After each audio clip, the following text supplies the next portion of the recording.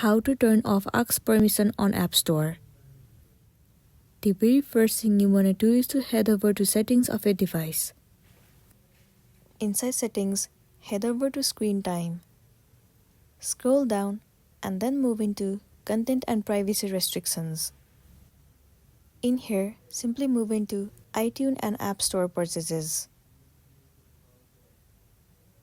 Now you have to enter your passcode of your device. It will land you on this page. Over here you can see it says require password. Right now the option has been set to always require, which means that you will require to enter your password or your Face ID in order to download any of the application from App Store. In order to turn off aux permission, all you want to do is set the settings to don't require. Now you won't require a password for additional purchases after making a purchase from the App Store. All you can do is head over to your App Store and search for the application that you want to install. You can simply tap on install and then install it on your device. You won't get asked for any of the permission from now, which means that you don't have to enter any of the password or the Face ID.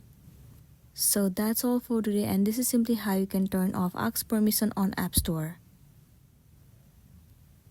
Make sure to smash the like button and consider subscribing if you found this video helpful.